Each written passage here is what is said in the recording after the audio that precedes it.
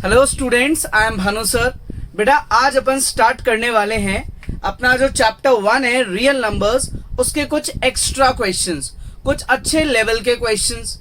ये सारे वीडियोस देखने से पहले आप एनसीईआरटी के वीडियोस को जरूर कवर अप करो, उससे आपका बेस स्ट्रांग हो जाएगा, सारे बेसिक कंसेप्ट्स क्लियर हो जाएंगे।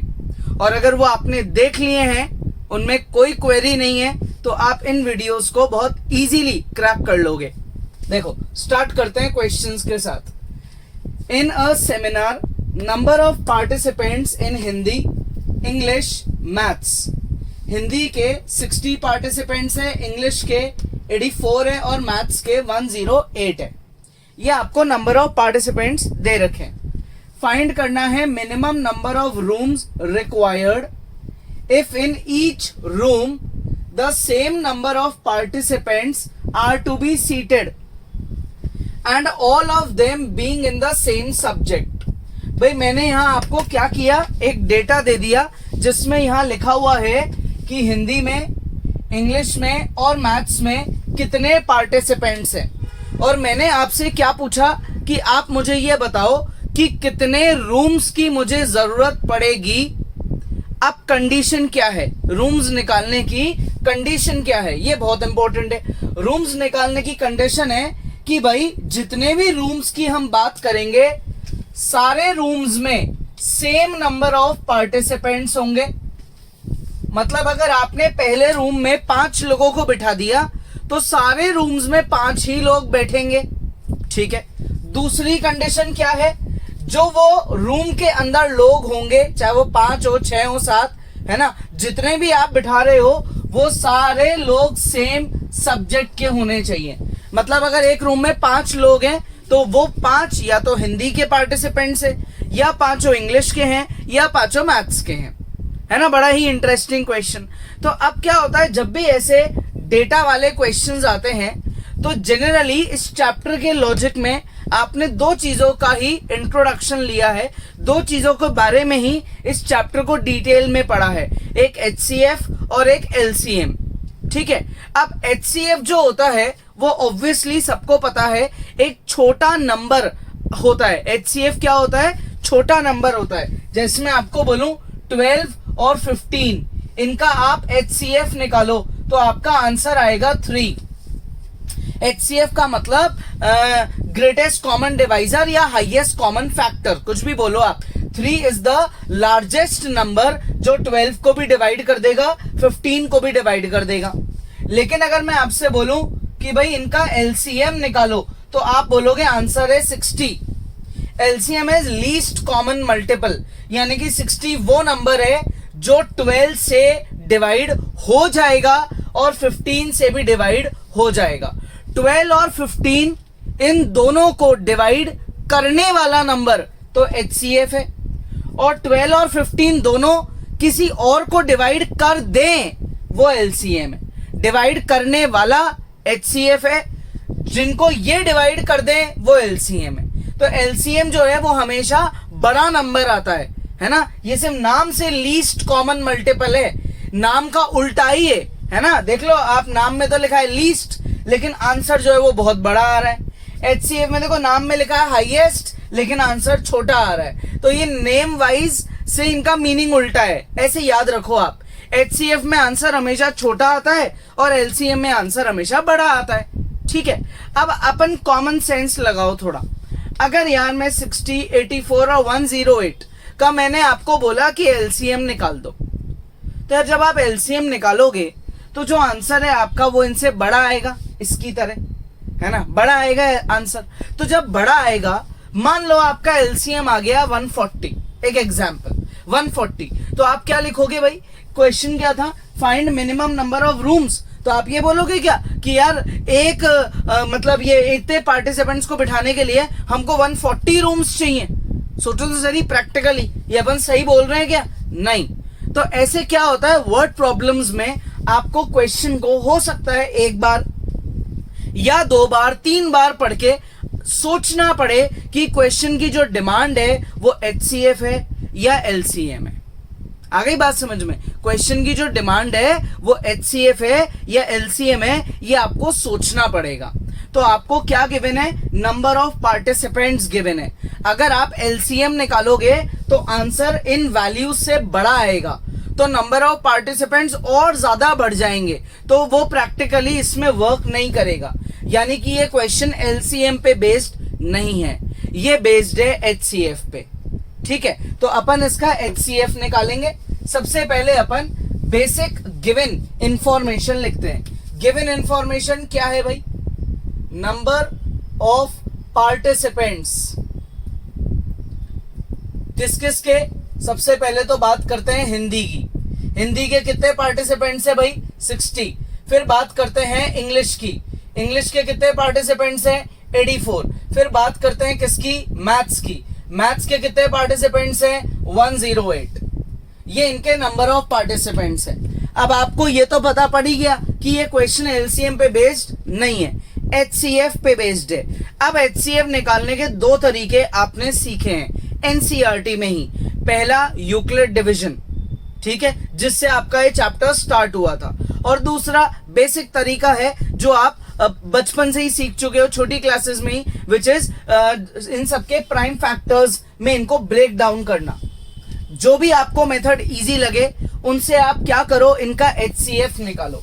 अगर मैं प्राइम फैक्टर्स का मेथड यूज करता हूं तो ये जितने भी यहाँ नंबर्स हैं मैं उनकी फैक्टराइजेशन करूंगा, और फैक्टराइजेशन करने के बाद मैं क्या करूंगा, इनके मतलब इनमें कॉमन मल्टीपल्स देखूंगा और उससे HCF को जज करूंगा। देखो 60 को ब्रेक करते हैं, 2 इंटू 2 से काटेंगे 30, फिर 2 से काटेंगे 15, फिर 3 इंटू 5, है ना। अब इतना सा तो आप ओरली करना सीखो, तभी आपके लॉजिक्स और बेटर होंगे।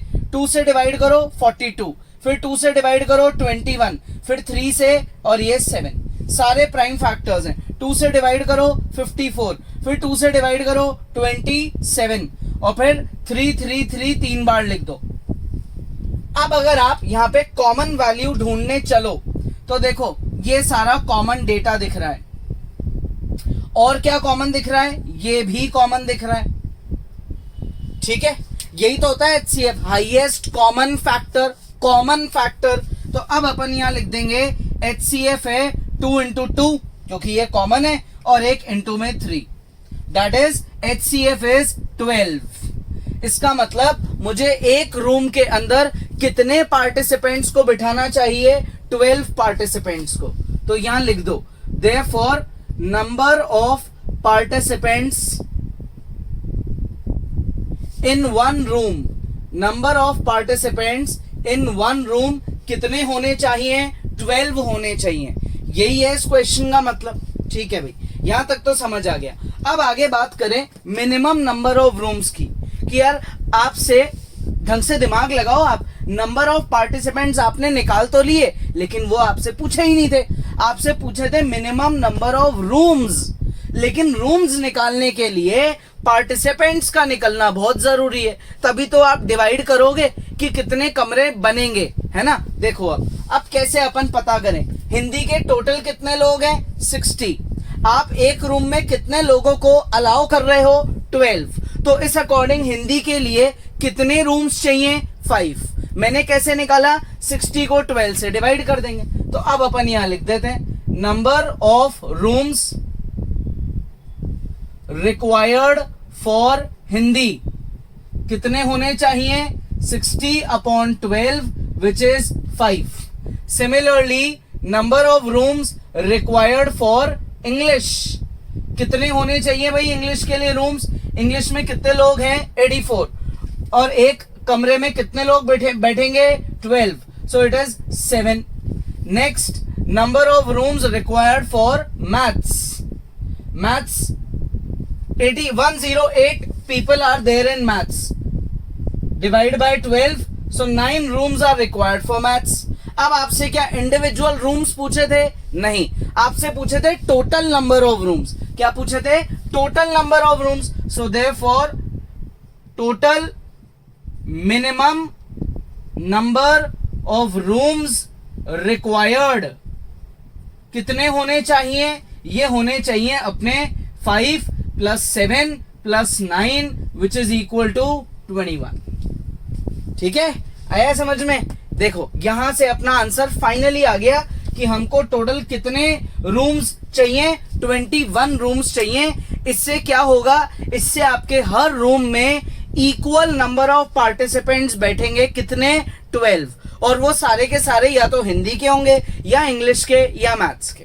ठीक है, क्वेश्चन इंपॉर्टेंट है, कॉपी नहीं करना है। वीडियो आपने देखा, इतना समझ आया? नहीं आया दोबारा सुनो इसी क्वेश्चन को और एक बार इसे खुद से सॉल्व करो। उससे क्या होगा, उससे आप इसका लॉजिक कभी नहीं भूलोगे, कॉपी नहीं करोगे। तो पॉज करो, है ना, एक बार इसको रीड आउट करो और एक बार फिर खुद से ट्राई करो।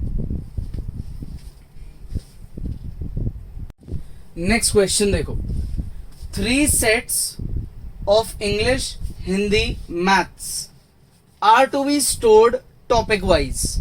3 सब्जेक्ट्स की बात हो रही है, इंग्लिश, हिंदी, मैथ्स। इनकी बुक्स को अपने को टॉपिक वाइज स्टोर करना है। ठीक है, अब अपन ये चाहते हैं कि जो हाइट है, जो स्टैक बनेगी, स्टैक वर्ड कहां यूज होता है? जब आप एक के ऊपर एक चीजों को पाइल अप करते हो ना। भाई आपने ये पहली बुक रखी, ठीक है, फिर आपने इसके ऊपर क्या किया, दूसरी बुक रख दी, फिर आपने उसके ऊपर तीसरी बुक रख दी। ऐसे एक के ऊपर एक अपन बुक्स को रख रहे हैं। तो जब आप चीजों को एक के ऊपर एक अरेंज करते हो तो ऐसी सिचुएशन को क्या बोला जाता है? ऐसी सिचुएशन को बोला जाता है स्टैक। ये होता है स्टैक, एक के ऊपर एक चीजों को रखना।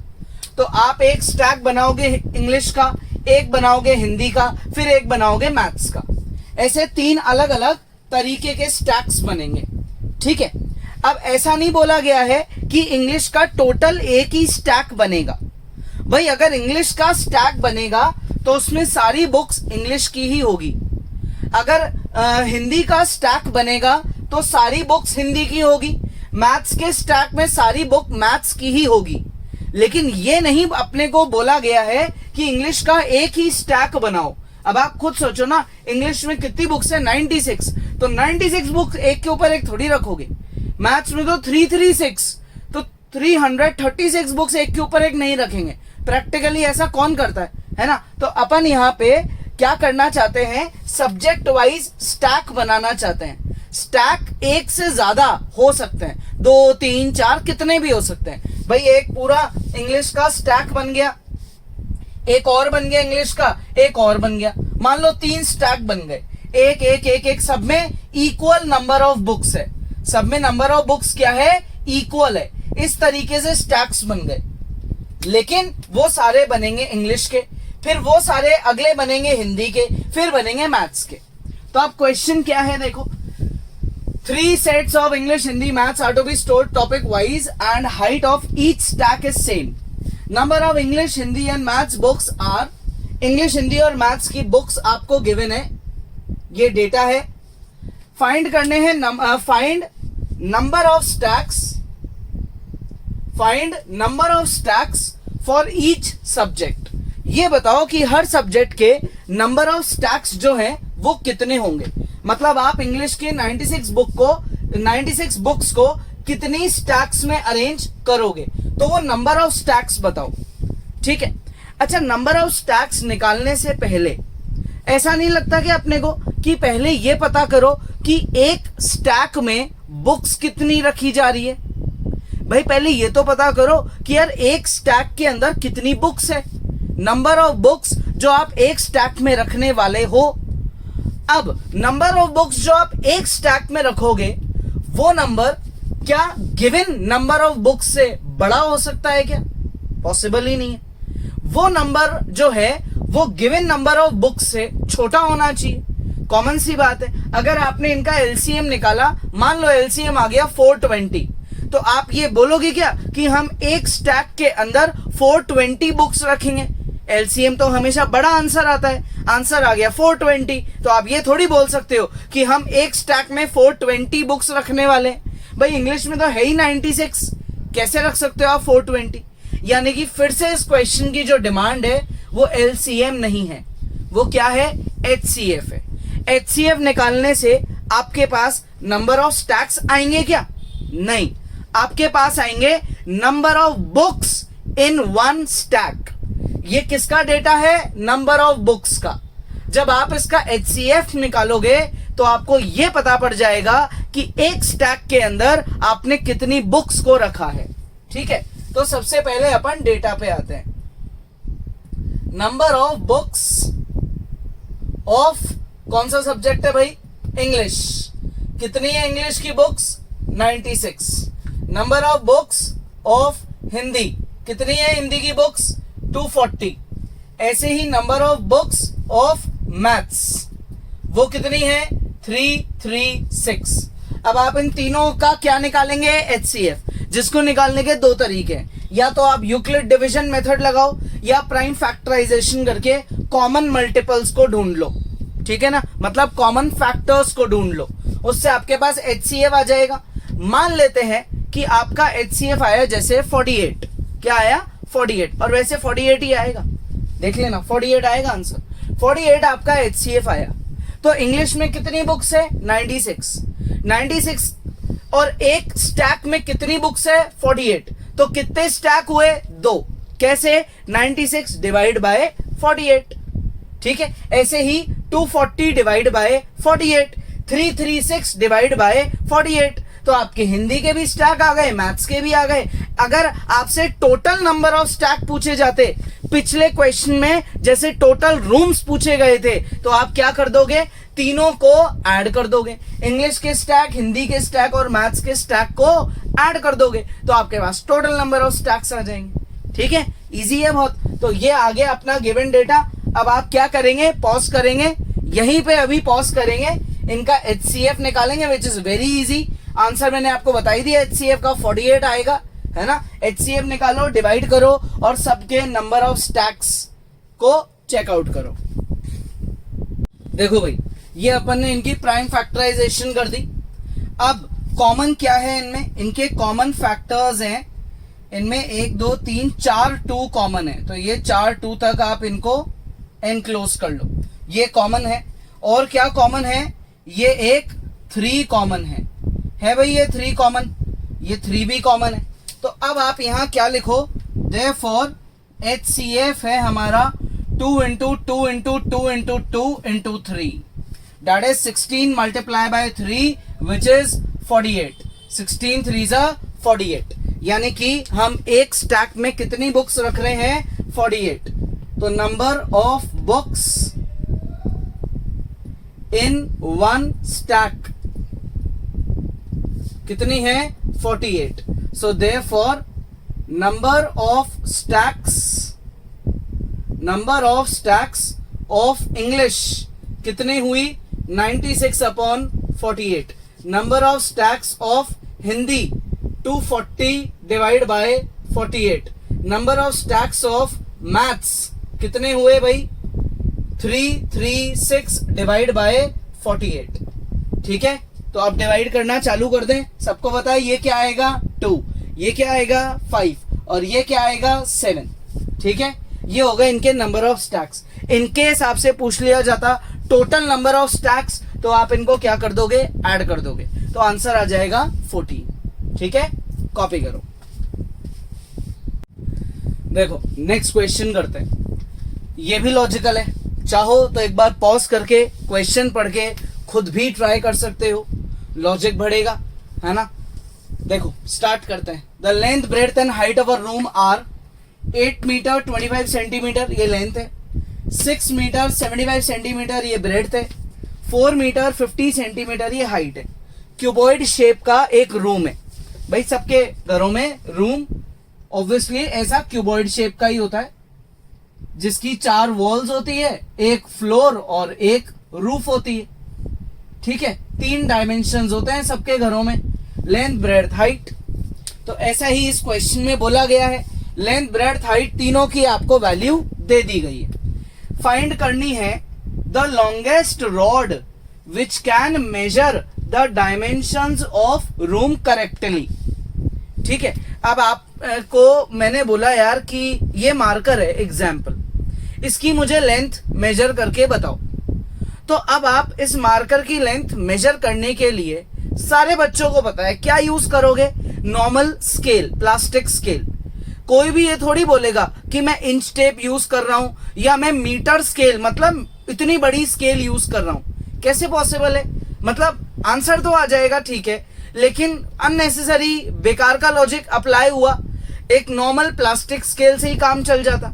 यानी कि जब आपको लेंथ के अकॉर्डिंग मेजरमेंट करना हो तो जो ऑब्जेक्ट है जिसको मेजर करना है उसी के अकॉर्डिंग तो डिवाइस को आप जज करोगे कि कौन सा डिवाइस सूटेबल है।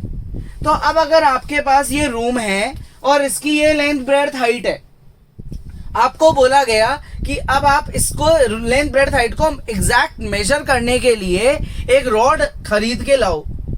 अब मान लो किसी बच्चे को नॉलेज नहीं है, उसने क्या करा, इन तीनों डायमेंशंस के एलसीएम को निकाला और उतनी बड़ी रॉड लिया है। अब एलसीएम अपने को तो पता पड़ गया क्या है, एलसीएम बड़ा नंबर है, बड़ा नंबर है एलसीएम। यानी कि जो ये डायमेंशंस है, ये 8 मीटर, 6 मीटर, ये 4 मीटर है ना, इनसे बड़ा आंसर आएगा। मान लो 10 मीटर, मान लो एलसीएम आ गया 10 मीटर, है ना, 10 मीटर और 20 सेंटीमीटर, ये अपना एलसीएम आ गया। तो यार अगर आपके रूम की लेंथ, ब्रेड्थ, हाइट ये सब 10 मीटर से छोटी है तो जो रॉड आप खरीद के लाओगे वो कमरे में घुसेगी कैसे?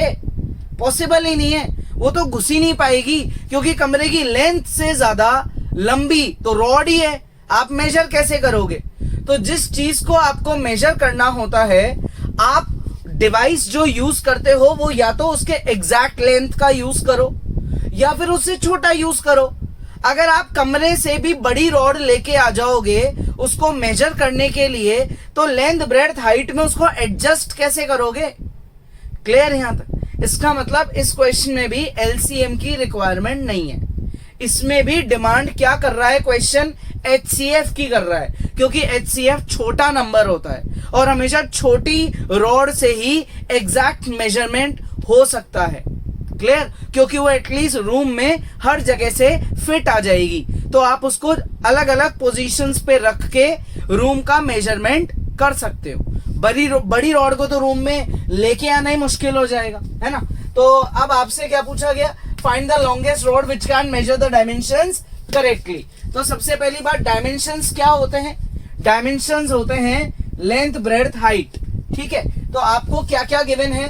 तीनों गिवन है, लेंथ भी गिवन है, ब्रेड्थ भी गिवन है और हाइट भी गिवन है। लेंथ है 8 मीटर 25 सेंटीमीटर, यानी कि 825 सेंटीमीटर। ब्रेड्थ है 6 मीटर 75 सेंटीमीटर, यानी कि 675 सेंटीमीटर। हाइट है 4 मीटर 50 सेंटीमीटर, यानी कि 450 सेंटीमीटर। जब तक मैं मीटर को सेंटीमीटर नहीं बनाऊंगा तो मैं एचसीएफ या एलसीएम कुछ भी हो नहीं निकाल पाऊंगा। मुझे इनको सिमिलर यूनिट में कन्वर्ट करना पड़ेगा।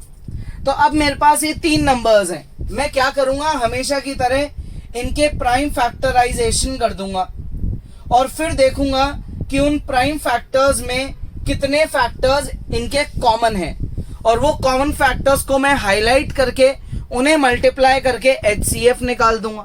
वो एचसीएफ मेरा जो भी आएगा वो क्या बनने वाली है? वो बनने वाली है लॉन्गेस्ट रॉड जो आप रूम को मेजर करने के लिए खरीदोगे। तो इजी है, प्राइम फैक्टराइजेशन करना है, उससे एलसीएम एचसीएफ निकालना है और आंसर आ जाएगा। ठीक है, तो क्या करना है? अभी पॉज करना है, फैक्टराइजेशन खुद से ट्राई करना है और एचसीएफ निकालना है। पॉज करो और ट्राई करो। ये हो गई फैक्टराइजेशन। अब एचसीएफ की बात करें, क्या क्या कॉमन है? देखो, कॉमन है अपना ये एक 3, ये एक 3 और ये एक 3। तीनों में एक एक तो 3 कॉमन है। अब वैसे इसमें 2 3 है, इसमें 3 बार 3 आ रहा है। अपन 2 और 3 क्यों नहीं ले रहे? क्योंकि यहाँ पे सिर्फ एक ही बार 3 है। एचसीएफ का मतलब होता है छोटा नंबर। क्या होता है? छोटा नंबर। तो यहाँ 3 एक बार है, यहाँ 3 बार है, यहाँ 2 बार है। तो छोटे की बात करो तो छोटा नंबर की एक ही बार है। 5 पे आओ, 2 बार है, इधर भी 2 बार है और इधर भी 2 बार है, इक्वल है हर जगह, तो ये भी कॉमन है। अब अगर बात करें भाई 11 की, 11 कॉमन है क्या? नहीं है, क्योंकि 11 से फर्स्ट वाले में ही है। 2 कॉमन है क्या? 2 भी नहीं है। तो आपके ये जो हाईलाइट हुए हैं बस ये ही कॉमन है। तो आपका HCF क्या निकलेगा? HCF निकलेगा 3 multiply by 2 bar 5, that is 75। So what is the HCF? HCF is the length of the longest rod.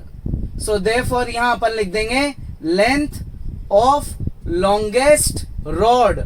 Length of longest rod कितनी होनी चाहिए? 75, ठीक है। और यूनिट सेंटीमीटर, क्योंकि अपन यहाँ ऑलरेडी सबको सेंटीमीटर में कन्वर्ट कर चुके हैं। तो जब लेंथ ब्रेड्थ हाइट देखो 450 सेंटीमीटर है, तो 75 सेंटीमीटर की रॉड तो आराम से एंटर कर जाएगी। लेंथ ब्रेड्थ हाइट किसी में भी एडजस्ट हो जाएगी, इसलिए बड़ा डिवाइस यूज करना एडवाइजेबल नहीं था, छोटा डिवाइस ही यूज होगा, ठीक है। कॉपी कर लो। नेक्स्ट क्वेश्चन करते हैं। देखो 15 पेस्ट्रीज एंड 12 बिस्किट पैकेट्स, 15 तो पेस्ट्री है और 12 बिस्किट पैकेट्स हैं, हैव बीन डोनेटेड। मान लो गरीब बच्चे हैं, उनको डोनेट कर रहे हैं अपन। These are packed in several smaller identical boxes. Identical मतलब सेम बॉक्स, सेम मतलब साइज इक्वल, इक्वल कैपेसिटी के बॉक्सेस में अपन इनको पैक करके दे रहे हैं। With same number of pastries and biscuit packets. जब भी बच्चा बॉक्स खोलेगा, जितने भी बॉक्स हैं सब में नंबर ऑफ पेस्ट्रीज, सब में नंबर ऑफ बिस्किट पैकेट बराबर। ऑब्वियसली कम ज्यादा करोगे तो बच्चे आपस में लड़ लेंगे, है ना। तो अपन ये चाहते ही नहीं कि वो आपस में लड़े, तो आप क्या करोगे, सब में इक्वल डिस्ट्रीब्यूशन कर दो, तो सारे बच्चे खुश हो जाएंगे। अब क्वेश्चन क्या है? क्वेश्चन ये है, how many pastries and biscuit packets will each box contain. एक बॉक्स के अंदर कितनी पेस्ट्रीज और कितने बिस्किट पैकेट्स अपने को डालने चाहिए जिससे इक्वल डिस्ट्रीब्यूशन हो जाए। अब ये क्वेश्चन बहुत क्लियर अपने आप में ही बता रहा है कि एलसीएम की कहीं जरूरत नहीं है, क्योंकि 15 और 12 का जो एलसीएम है वो 60 होता है। तो आप ये थोड़ी बोल सकते हो कि there should be 60 pastries in a box. कैसे पॉसिबल है? टोटल पेस्ट्रीज है ही 15, 60 कैसे डाल दोगे? यानी कि क्वेश्चन की डिमांड एलसीएम तो बिल्कुल भी नहीं है, क्वेश्चन की डिमांड है एचसीएफ, ठीक है। तो अपन यहां लिखेंगे क्या, नंबर ऑफ पेस्ट्रीज कितनी है भाई? पेस्ट्रीज है अपनी 15। नंबर ऑफ बिस्किट पैकेट्स कितने हैं? बिस्किट पैकेट्स ये है अपने 12। तो अब आप 15 और 12 का क्या करो, प्राइम फैक्टराइजेशन कर दो, विच इज वेरी इजी। और जब आप इनका HCF निकालोगे तो वो तो और भी इजी है, क्योंकि क्लियरली दिख रहा है तीनों में क्या कॉमन है, 3 कॉमन है। यानी कि आप कितने बॉक्स रखना चाहते हो, 3 बॉक्स। और एक बॉक्स के अंदर, अब अगर आप 3 बॉक्स रख रहे हो और टोटल 15 पेस्ट्रीज है, तो एक बॉक्स में कितनी पेस्ट्री रखोगे? 5। और अगर आपके पास टोटल 12 बिस्किट पैकेट है और 3 बॉक्स आप यूज करना चाहते हो, तो एक बॉक्स में कितने बिस्किट पैकेट रखोगे? 4। So therefore number of pastries in 1 box कितने हुए? नंबर ऑफ पेस्ट्रीज हुई एक बॉक्स में 5, and number of biscuit packets in 1 box कितनी हुई? 4। यानी कि जब बच्चा एक बॉक्स को खोलेगा, जब एक बच्चा इस एक बॉक्स को ओपन करेगा, तो वो देखेगा कि इस एक बॉक्स के अंदर 5 तो उसके लिए क्या है, पेस्ट्रीज है। ऐसे एक के ऊपर एक सेट करी हुई है, 5 पेस्ट्रीज है ये एक बॉक्स के अंदर, और 4 क्या है, 4 बिस्किट के ऐसे पैकेट रखे हुए हैं, ये 4 बिस्किट पैकेट रखे हुए हैं। तो जब आप 3 बच्चों को ये डिस्ट्रीब्यूशन करोगे तो सारे बच्चे जब बॉक्स खोलेंगे तो उनको लगेगा कि यार सबको इक्वल मिला है, इक्वल डिवीजन हुआ है। हर बच्चे के बॉक्स में 5 पेस्ट्री है और 4 बिस्किट पैकेट है, तो कोई आपस में बिल्कुल भी नहीं लड़ेगा। तो इस तरीके से अपन इक्वल डिस्ट्रीब्यूशन करेंगे। कितने बॉक्स यूज करेंगे? 3, यानी कि कितने बच्चों को डोनेशन कर रहे हैं? 3 बच्चों को। और कितना डोनेशन कर रहे हैं? एक बॉक्स के अंदर 5 पेस्ट्रीज और 4 बिस्किट पैकेट्स का। इससे क्या हुआ? इनकी टोटल जो है वो इक्वल डिविजन्स बढ़ गए। आ गई बात समझ में? इजी है बहुत, है ना? तो क्या करना है? पॉज करना है। डाउट है तो वीडियो दोबारा देखना है, नहीं है तो इस क्वेश्चन को खुद से ट्राई करना है। पॉज करो। ठीक है भाई, तो आज की क्लास में इतना ही पढ़ेंगे अपन। सारे क्वेश्चंस HCF LCM के लॉजिक पे हैं। वैसे तो अपन ने आज के सारे क्वेश्चन में सिर्फ HCF ही निकाला है, LCM की रिक्वायरमेंट ही नहीं पड़ी। हो सकता है नेक्स्ट क्लास में अपन जो क्वेश्चंस करें उनमें रिक्वायरमेंट पड़े, लेकिन अपन ने दोनों के लॉजिक में डिफरेंस सीख लिया, तो अब अपन कंफ्यूज नहीं होंगे। कोई भी डाउट है वीडियो में, आप इसको दोबारा देख सकते हो, प्रैक्टिस करो। इस टाइप के और क्वेश्चंस जो आपको मिले उन्हें ट्राई करो। वैसे मैं आपको इनको आगे के वीडियोस में बहुत अच्छी अच्छी वैरायटी भी कराने वाला हूं, तो इस वीडियो को ढंग से रिवाइज कर लो। नेक्स्ट क्लास में आगे बढ़ेंगे।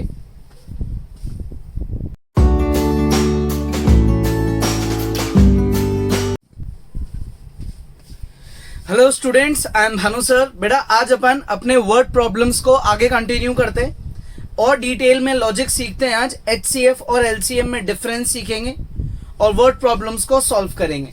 चाहो तो आप क्या करो, हर बार जब भी मैं क्वेश्चन लिखूं तो आप उसी समय वीडियो को पॉज करके खुद से ट्राई करो, फिर थोड़ा सा वीडियो को आगे बढ़ा के जब आंसर मैं निकालूं तो आप चेक कर लो कि आपका आंसर करेक्ट है क्या, है ना? देखो स्टार्ट करते हैं। Chhotu has to fit a bathroom with square tiles of largest possible size. Chhotu को क्या करना है? खुद के घर के बाथरूम को डिजाइन करना है। अब उसके लिए उसने देखा कि मेरी बाथरूम की जो साइज है, यानी कि फ्लोर की साइज, बाथरूम की जो फ्लोर है उस फ्लोर की साइज है 10 फीट बाय 8 फीट, ये साइज है। अब छोटू जो है वो टाइल्स खरीदने गया बाजार में। उसको ये पता था कि 10 फुट बाय 8 फुट का मेरा बाथरूम है। अब ऑब्वियसली वो ऐसी टाइल खरीदेगा जो सबसे कम वेस्ट हो, ऐसा साइज प्रेफर करेगा ना जो ढंग से इस फ्लोर में एडजस्ट हो जाए। अब आप खुद दिमाग लगाओ, 10 और 8 का जो आपका LCM होता है, LCM वो क्या होता है? 40। तो छोटू क्या 40 फीट की टाइल खरीद के लाएगा 40 फीट बाय 40 फीट? ये तो पॉसिबल नहीं है, क्योंकि 40 फीट की टाइल तो बाथरूम में घुसेगी ही नहीं, लगाएंगे तो बाद में एंटर ही नहीं होगी। यानी कि क्वेश्चन की डिमांड LCM नहीं है हमेशा की तरह। क्वेश्चन की डिमांड क्या है? HCF, दैट इज आपके रूम या बाथरूम जो भी है उसका फ्लोर साइज बड़ा होता है और टाइल का साइज छोटा होता है। तो छोटा नंबर अपने को कौन देता है? HCF देता है। तो यहां अपने को क्या निकालना है? HCF निकालना है। ठीक है, अब पूछा क्या गया है? What should be the size of the tile and number of tiles. 2 बातें पूछी गई है। तो सबसे पहली चीज आपको लेंथ ऑफ फ्लोर गिवन है, बाथरूम की फ्लोर की लेंथ गिवन है, और साथ में क्या गिवन है? ब्रेड्थ ऑफ फ्लोर गिवन है। ठीक है, ब्रेड्थ भी गिवन है। तो अब आप क्या करो, इनके फैक्टर्स कर दो। ये मैंने इनके क्या कर दिए भाई? फैक्टर्स कर दिए।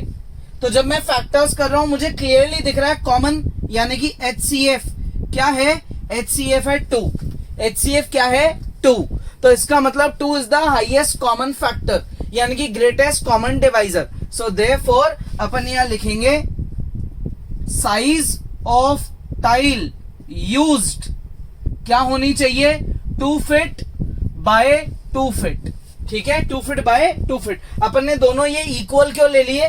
क्योंकि क्या है? स्क्वायर टाइल, यानी कि 2 फीट इधर ऐसे, ये ऐसे 2 बाय 2 की टाइल चल रही है, 2 बाय 2 की ये टाइल चल रही है। क्लियर? ये 2 फिर 2 फिर 2 और ये 2 बन गया 8। ऐसे 2 इधर कितने हो जाएंगे? 5 हो जाएंगे। क्लियर? तो इस तरीके से टाइल्स छोटू जो है वो अपने बाथरूम में अप्लाई कर देगा। ये 2, ये 3, ये 4 और ये ऐसे 5। इस तरीके से टाइल्स एडजस्ट हो जाएगी। तो अब भाई नंबर ऑफ टाइल्स कैसे निकालेंगे? नंबर ऑफ टाइल्स निकालने के लिए अपन एरिया ऑफ फ्लोर को डिवाइड कर देते हैं किससे? एरिया ऑफ वन टाइल से। एरिया ऑफ फ्लोर को डिवाइड कर देते हैं किससे? एरिया ऑफ वन टाइल से। तो area of floor is 8/10, area of one tile is 2/2। ये इससे कैंसिल हो गया, ठीक है। तो 2 × 10 ये हो गया 20। तो कितनी टाइल्स की जरूरत पड़ रही है? 20 टाइल्स की। और साइज क्या है टाइल्स का? 2 फीट बाय 2 फीट। अगर आप इसको इंचेस में लिखो तो साइज क्या हो जाएगी? 1 फीट में कितने इंच होते हैं? 12 इंच। 12 इंच होते हैं। तो 2 फीट में कितने हुए? 24 इंच। तो आप साइज को इंच में भी लिख सकते हो और फीट में भी लिख सकते हो। दोनों तरीके करेक्ट है, ठीक है, इजी है, कॉपी कर लो। नेक्स्ट क्वेश्चन देखो, एक सर्कुलर फील्ड है जिसका सरकमफ्रेंस कितना है? 360 किलोमीटर। यानी कि ये पूरे सर्कल की जो बाउंड्री है ये 360 किलोमीटर की है। मतलब अगर कोई भी बच्चा ए पॉइंट से रन करके या साइकिलिंग करके वापस ए पे आएगा तो उसने कितना डिस्टेंस कवर कर लिया? 360 किलोमीटर। अब 3 साइकिलिस्ट हैं, 3 बच्चे हैं, ठीक है। ये 3 बच्चे जो हैं ये एक साथ स्टार्ट कर रहे हैं साइकिल करना सेम डायरेक्शन में। जो पहला बच्चा है वो एक दिन में 48 किलोमीटर साइकिलिंग करता है, सेकंड वाला 60 और थर्ड वाला 72 किलोमीटर साइकिलिंग करता है एक दिन में। तो अब यार कॉमन बात है कि ये सबसे कम कर रहा है कवर डिस्टेंस, ये उससे ज्यादा डिस्टेंस कवर कर रहा है, ये सबसे ज्यादा डिस्टेंस कवर कर रहा है। यानी कि जब आप एक दिन बाद इनको जाके देखोगे तो ये थर्ड वाला बच्चा जो है वो आपको हो सकता है ऑब्वियसली सबसे ज्यादा आगे मिलेगा, सेकंड बच्चा आपको उससे पीछे मिलेगा और ये फर्स्ट वाला जो है ये सबसे पीछे मिलेगा। ये सबसे पीछे है, ये इससे आगे, ये इससे आगे, ये फर्स्ट है, ये सेकंड है और ये थर्ड है। जब आप दूसरे दिन जाओगे तो फिर ऐसा ही होगा। तो अब अपने से पूछा गया कि अगर आप हर दिन जाके उन्हें चेक करते जाओ तो कितने दिन बाद आपको ऐसा देखने को मिलेगा कि तीनों बच्चे एक पर्टिकुलर पॉइंट पे मीट कर गए। कितने दिन बाद आपको देखने को मिलेगा कि तीनों बच्चे एक पर्टिकुलर पॉइंट पे मीट कर गए। अब अगर आप इसमें थोड़ा सा नोटिस करो तो देखो ये डिस्टेंस है, ये तीनों भी डिस्टेंस है। क्वेश्चन में जो गिवन डेटा है वो डिस्टेंस के बारे में है, लेकिन आपसे जो क्वेश्चन आंसर चाहता है वो है when will they meet, not how many distance, not they are not asking that how much distance they will cover while they meet। यानी कि आपसे डिस्टेंस की डिमांड नहीं कर रहा है आंसर में, आपसे आंसर में डिमांड कर रहा है व्हेन विल दे मीट, यानी कि टाइम की। तो गिवन डेटा डिस्टेंस का है और आपसे पूछा गया है टाइम। क्या पूछा गया है? टाइम पूछा गया है। मतलब आपको पहले आपके डेटा को टाइम में कन्वर्ट करना पड़ेगा और उसके बाद सोचना पड़ेगा कि HCF निकालें या LCM निकालें, ठीक है। तो कन्वर्जन चालू करते हैं। टोटल डिस्टेंस जो इन्हें कवर करना है, total distance to cover in 1 round, एक राउंड में कितना डिस्टेंस कवर करना चाहते हैं ये? 360 kilometre. Distance covered in first round, पहले राउंड में, मतलब not in first round, distance covered in 1 day लिखते हैं, 1 डे, क्योंकि ये पर डे का डिस्टेंस कवर्ड है। एक दिन में डिस्टेंस कवर्ड बाय, पहले बच्चे को क्या नाम दें अपन? पहले बच्चे को नाम दे देते हैं छोटू, ठीक है। Distance covered in 1 day by Chhotu. भाई देखो छोटू जो है वो कितना डिस्टेंस कवर कर रहा है एक दिन में? 48 kilometre. Distance covered by covered in 1 day by, second बच्चे का नाम दे देते हैं मोटू, कितना है? 60 किलोमीटर। और distance covered in 1 day by तीसरे बच्चे का नाम गोटू, 72 किलोमीटर। ये 3 बच्चों की बात हो रही है, ठीक है। आपको टोटल डिस्टेंस भी गिवन है और आपको ये भी गिवन है कि एक दिन में किस बच्चे ने कितना डिस्टेंस कवर किया।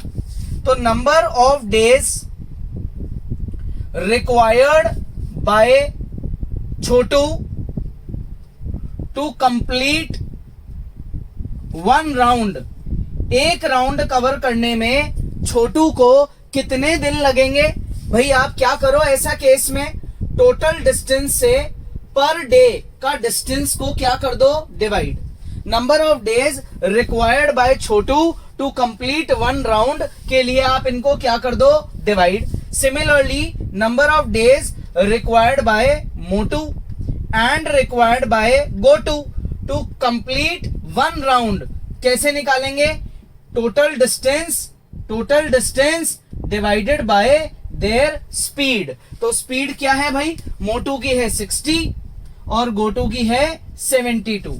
तो अपन इनको डिवाइड कर देंगे, उससे अपने पास क्या आ जाएगा कि भाई कितने दिन में ये पूरा राउंड कवर करते हैं। भाई पूरा राउंड 360 किलोमीटर का है, एक दिन में छोटू कवर कर रहा है सिर्फ 48, तो कितने दिन लेगा, डिवाइड करके निकालना पड़ेगा। करें, देखो डिवाइड स्टार्ट करें इनका, 4 से कैंसिल आउट करो तो ये हो गया 90 और ये हो गया अपना 12, ठीक है। 3 से कैंसिल आउट करो 30 डिवाइडेड बाय ये हो गया 4, ठीक है। नेक्स्ट 2 से कैंसिल आउट कर दो तो ये हो गया 15/2। तो छोटू को तो इतने दिन लग रहे हैं 15/2, ठीक है। Number of days required by Motu, तो ये तो डायरेक्टली कट गए 6। Number of days required by Gotu, तो 6 से काटो 60 और अपॉन में आ जाएगा 12, दोबारा 6 से ये हो गया 12 5 जा 60, ठीक है। छोटू को लग रहे हैं कितने दिन, 15/2 डेज, मोटू को लग रहे हैं 6 दिन और गोटू को लग रहे हैं 5 दिन। क्लियर, इतने दिन में ये पूरा राउंड कवर कर लेंगे। अब क्वेश्चन में क्या पूछा गया है, कितने दिन बाद ये मीट करेंगे। तो अब आपका ये नया डेटा है, अब आप इस पूरे पुराने डेटा को भूल जाओ, किलोमीटर को भूल जाओ। अब आप आ जाओ नंबर ऑफ डेज पे, यहां से आप दिमाग लगाना चालू करो कि यार एलसीएम निकालें या एचसीएफ। एचसीएफ निकालेंगे तो छोटा आंसर आएगा। मान लो एचसीएफ आ गया 4 डेज कि भाई 4 दिन बाद ये एक जगह मीट कर गए, तो यार कॉमन सेंस लगाओ, 4 डेज में तो एक भी बच्चे का राउंड पूरा ही नहीं हो रहा, तो फिर 4 डेज में वो वापस कैसे मिल जाएंगे, पॉसिबल नहीं है। यानी कि एचसीएफ डिमांड में नहीं है। यहां डिमांड क्वेश्चन कर रहा है एलसीएम की। किसकी डिमांड कर रहा है, एलसीएम की। लेकिन फ्रैक्शन में एलसीएम, ये तो फ्रैक्शन है, कैंसिल आउट करेंगे डेसिमल्स आ जाएगा, तो एलसीएम कैसे निकालें, ये यूनिक चीज है। ये क्वेश्चन में बड़ा ही इंपॉर्टेंट बात है कि यार अब एलसीएम कैसे निकालें, मतलब आगे क्वेश्चन कैसे बढ़ाएं। अब आगे क्वेश्चन बढ़ाने के लिए अपन बात करते हैं they will meet after x number of days. They will meet after x number of days. So therefore x is equals to LCM of 15/2, 6, 5. Fraction में एलसीएम अपन नहीं निकाल सकते, तो इस फ्रैक्शन को हटा देते हैं। कैसे, सबका डबल कर दो और x is equals to LCM of 15, 12 and 10, सबका क्या कर दो, डबल कर दो। मतलब इनका आप क्या निकाल दो, एलसीएम। तो एलसीएम निकालना तो बहुत इजी है, आप ओरली बता सकते हो। इन सबका एलसीएम आने वाला है 60, है ना। So therefore x is equals to 60 days, यानी कि आफ्टर 60 डेज, यानी कि 60 डेज के बाद जब आप वापस जाओगे पार्क में, तो आपको ये 3 बच्चे छोटू मोटू गोटू एक ही पॉइंट पे मीट करते हुए दिखेंगे। 60 डेज लग जाएंगे इनको एक पॉइंट पे मीट करने में। अब अगर आपसे पूछा जाए कि अगर 60 डेज लग जाएंगे तो इन्होंने कितने राउंड कवर करे, ये बताओ जरा। तो भाई देखो क्या करो आप, ये जो इनका क्या है, ये इनके नंबर ऑफ डेज है। नंबर ऑफ डेज से इस 60 को क्या कर दो, डिवाइड कर दो। तो 60 को अगर आप 15/2 से डिवाइड करोगे तो आंसर आएगा 8। यानी कि छोटू जो है वो 8 राउंड कवर कर लेगा इतने दिनों में।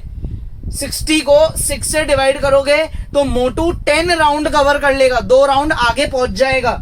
और इसको डिवाइड करोगे तो गोटू 12 राउंड कवर कर लेगा, यानी कि वो मोटू से भी 2 राउंड आगे पहुंच जाएगा। क्लियर? तो जितने टाइम में छोटू ने 8 राउंड कवर करे, उतने में मोटू ने 10 कर दिए, और उतने में क्या कर दिए गोटू ने, तीसरे बच्चे ने 12 राउंड कवर कर दिए। तो 60 डेज लगेंगे इनको वापस मीट करने में। एंड नंबर ऑफ राउंड्स अगर इनकेस पूछ लिए जाएं तो आप 60 से इनको एक एक करके डिवाइड कर देना, तो ये पता पड़ जाएगा कि किस बच्चे ने कितने राउंड्स कवर करे हैं। ठीक है, क्वेश्चन इज वेरी इंपॉर्टेंट। तो अभी अपन कॉपी नहीं करेंगे, अपन को डाउट है तो दोबारा वीडियो को रिवाइंड करके फिर से क्वेश्चन को सुने, फिर से इसका लॉजिक सीखें और इसको खुद एक बार ट्राई करें। ठीक है, तो पॉज करो, रीड आउट करो, रिवाइज करो और खुद ट्राई करो। नेक्स्ट क्वेश्चन पे आते हैं। Chhotu has 420 pieces of Parle G and 130 pieces of Monaco. Chhotu के पास क्या है, 420 पीस है पार्ले जी बिस्किट के, ठीक है, और 130 पीस है मोनाको बिस्किट के। अब वो क्या कर रहा है, वो चाहता है कि इनको स्टैक करे, यानी कि एक के ऊपर एक रखे। पार्ले जी का टावर बनाएगा, मोनाको का टावर बनाएगा, ऐसे एक के ऊपर एक रखेगा। Such that each stack has same number, her stack बराबर क्वांटिटी कंटेन करे। मतलब पहले स्टैक में 10 बिस्किट है तो सब में 10 है, चाहे वो पार्ले जी का हो चाहे वो मोनाको का हो, इक्वल नंबर ऑफ बिस्किट्स हैं। So they also take least area of tray.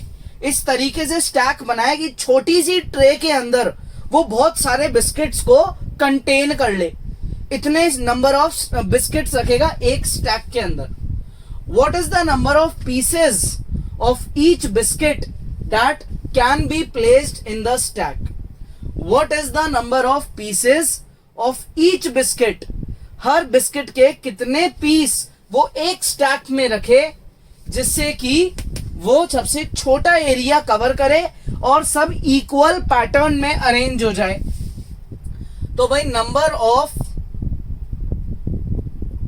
Parle G biscuits कितने हैं? Number of Parle G biscuits है 420 and number of Monaco biscuits कितने हैं? 130। अब यार आप ये तो बोलोगे नहीं ना छोटू को कि तू 420 और 130 का एलसीएम लेके उतना स्टैक बना ले। तो छोटू आपको बोलेगा यार फिर एलसीएम में तो मेरा आंसर बड़ा आएगा, तो जब मेरे पास इतने बिस्किट ही नहीं है तो मैं उससे ज्यादा का स्टैक कैसे बना लूंगा? यानी कि क्वेश्चन की डिमांड एलसीएम नहीं है, क्वेश्चन की डिमांड है एचसीएफ। एचसीएफ निकालने के लिए मुझे क्या करने पड़ेंगे? फैक्टर्स करने पड़ेंगे। तो मैं 420 के फैक्टर्स करता हूं, 2 से काटूंगा 21, 3, 7 और 10, और फिर मैं 130 के फैक्टर्स करता हूं तो ये हो जाएगा 10 इंटू 13। तो अब सबको दिख रहा है कॉमन क्या है? यहाँ कॉमन है 10। इसका मतलब एक स्टैक के अंदर कितने बिस्किट्स आने चाहिए? 10 बिस्किट्स। तो बस आप यहां लिख दो number of biscuits in each stack. Number of biscuits in each stack कितने होने चाहिए? 10। जिससे क्या होगा, सारे स्टैक इक्वल हाइट के दिखेंगे। अच्छा, अगर इनकेस आपसे पूछा जाता number of stacks of Parle G, number of stacks of Parle G, तो क्या लिखते हैं आप? भाई पार्ले जी के टोटल 420 बिस्किट हैं, एक स्टैक में 10 बिस्किट हम रख रहे हैं, तो कितने स्टैक की जरूरत पड़ी? 42। Number of stacks of Monaco, Monaco के 130 बिस्किट हैं, एक स्टैक में हम कितने बिस्किट रख रहे हैं? सिर्फ 10, तो कितने स्टैक की जरूरत पड़ी? 13। और इनकेस अगर टोटल नंबर ऑफ स्टैक पूछते तो अपन क्या कर देते हैं? ऐड, यानी कि 55 स्टैक्स जो है छोटू ट्रे में अरेंज करता और फिर लेके जाता। ठीक है, कॉपी कर लो। नेक्स्ट, ये बहुत इजी क्वेश्चन है। जैसे प्रीवियस क्वेश्चन में स्टैक्स की बात हुई थी, यहां पे 10 की बात हो रही है। देखो क्वेश्चन पढ़ो, फिर आप पॉज करो, खुद ट्राई करो, आराम से खुद से ट्राई होगा। इजी है ये, है ना? सारे क्वेश्चंस को बिना ट्राई करे एक एक को कॉपी या एक एक को समझो मत, खुद ट्राई करोगे तो बहुत बेटर रहेगा। Chhotu has 120 litres, 180 litres, 240 litres of oil. मान लो एक कोकोनट ऑयल है, एक ग्राउंडनट ऑयल है और एक ऑलिव ऑयल है। 3 वैरायटी के ऑयल्स हैं जो छोटू के पास हैं। ए बी सी इनको नाम दे दिया अपन ने, ठीक है। He wants to sell them by filling in tins of equal capacity. भाई छोटू ने इतने सारे लीटर खरीद लिया, मतलब ऑयल का पूरा इतना बड़ा बैरल खरीद लिया। एक बैरल ए का खरीद लिया, एक बी का और एक सी का। अब छोटू जो है लोगों को बेचेगा, उनको सेल करना चाहता है, तो लोग आके पूरा बैरल थोड़ी खरीदेंगे। जो कॉमन आदमी है वो इतना बड़ा कंटेनर नहीं खरीदेगा। वो क्या खरीदेगा भाई, वो छोटा सा टिन खरीदेगा ऑयल का, ठीक है, क्लियर। बैरल कौन खरीदेगा, छोटू जैसा होलसेलर खरीदेगा जो बहुत लोगों को सप्लाई करना चाहता है। और टिन कौन खरीदेगा, एक नॉर्मल आदमी, अपने जैसे लोग खरीदेंगे जिनको घर में छोटे मोटे यूज के लिए चाहिए। तो छोटू क्या करेगा, बैरल्स खरीदने के बाद बाजार से खाली टिन खरीद के ले आएगा और बैरल का ऑयल इस टिन के अंदर ट्रांसफर करना चालू कर देगा।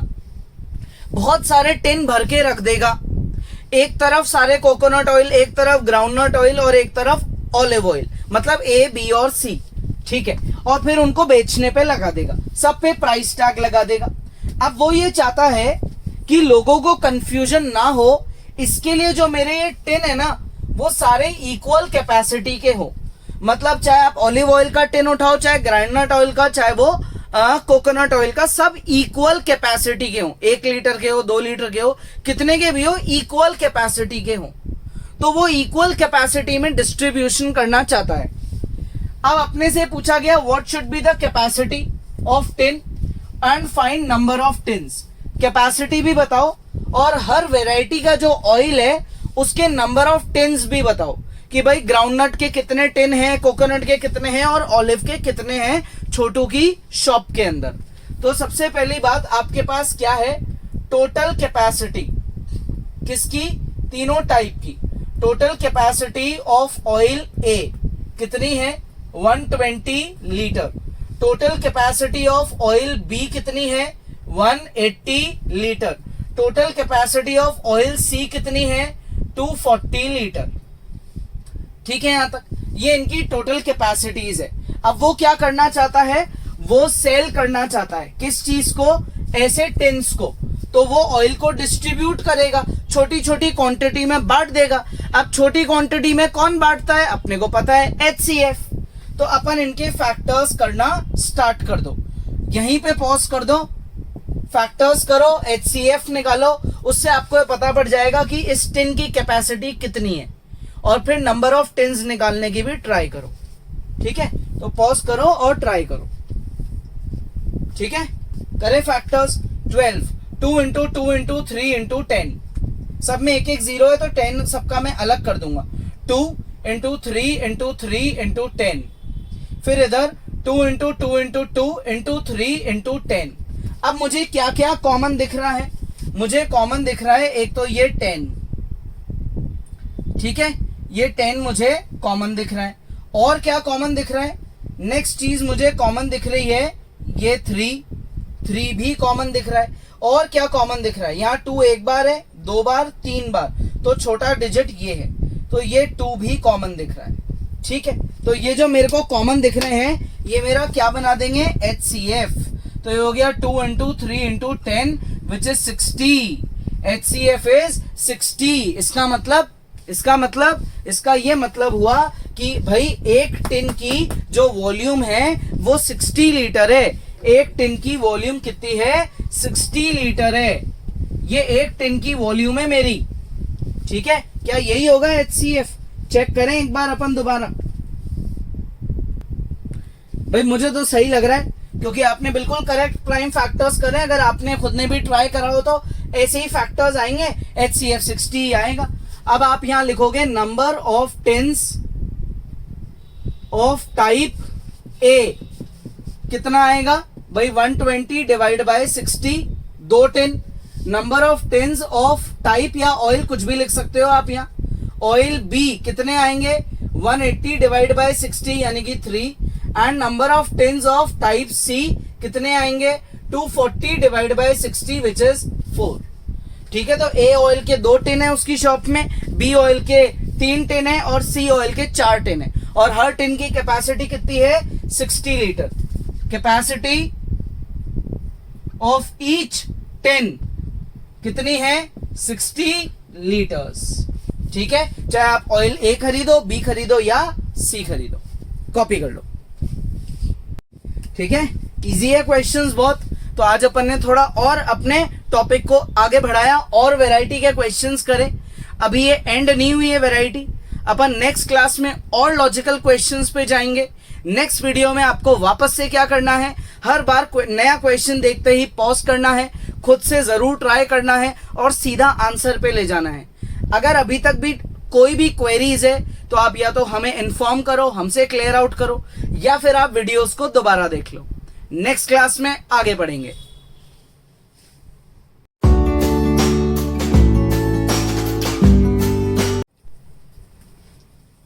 Hello students, I am Bhanu sir. बेटा आज अपन वही HCF LCM की वर्ड प्रॉब्लम्स को आगे कंटिन्यू करेंगे। प्रीवियस 2 वीडियोस आपने नहीं देखे तो पहले आप उन्हें देखो, उससे आपका बेसिक लॉजिक HCF और LCM में बहुत क्लियर हो जाएगा। ये आराम से समझ आ जाएगा कि कब कौन सी चीज को फाइंड करना पड़ता है। तो आज के क्वेश्चंस भी उसी लॉजिक पे बेस्ड है। स्टार्ट करते हैं। देखो question number 9, 24 pens in a pack and 32 scales. एक पैकेट में 24 पेन्स है, एक पूरा बॉक्स है पेन का, और ऐसे ही एक पूरा बॉक्स है स्केल का। एक बॉक्स में 32 स्केल है, एक बॉक्स यानी कि एक पैक में 24 पेन्स है। अब छोटू जो है वो होलसेलर है, छोटू स्टेशनरी का होलसेलर है। उसने क्या कहा कि भाई मैं तो पूरा पैकेट ही बेचूंगा एक बार में, मैं रिटेलर वाला काम नहीं करूंगा कि एक एक 2-2 पेन बेच रहा हूं, मेरे से खरीदना है तो पूरा डब्बा खरीदो। मतलब अगर छोटू एक बॉक्स पेन का बेच देता है तो कितने पेन उसने बेच दिए 24। एक बॉक्स अगर स्केल का बेच देता है तो कितने स्केल उसने बेच दिए 32। सिर्फ एक बॉक्स बेचने पे वो इतनी क्वांटिटी खुद की शॉप से बेच देता है क्योंकि वो होलसेलर है।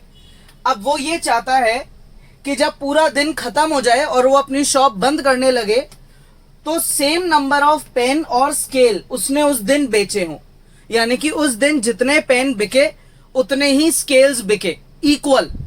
तो ये बताओ कि किस चीज के कितने बॉक्स छोटू बेचेगा।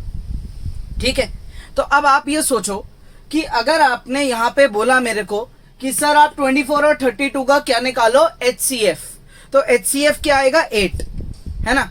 तो इसका मतलब आप ये बोलना चाहते हो कि छोटू 8 पेन बेच रहा है और 8 स्केल। अब यार ये तो पॉसिबल ही नहीं है क्योंकि छोटू ने कहा है कि मैं तो पूरा पैकेट ही बेचूंगा। तो एक पैकेट बिकते ही तो 24 पेन बिक गए, 8 पेन थोड़ी बिके। यानी कि क्वेश्चन की डिमांड HCF नहीं है, छोटा नंबर नहीं है डिमांड, डिमांड है बड़ा नंबर यानी कि LCM।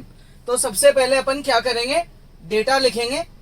नंबर ऑफ पेन्स कितने हैं 24 और नंबर ऑफ स्केल्स कितनी है 32। अब आप यहां क्या करो, 24 और 32 का LCM निकाल लो, चाहे प्राइम फैक्टराइजेशन करो या एक साथ LCM की कैलकुलेशन करो।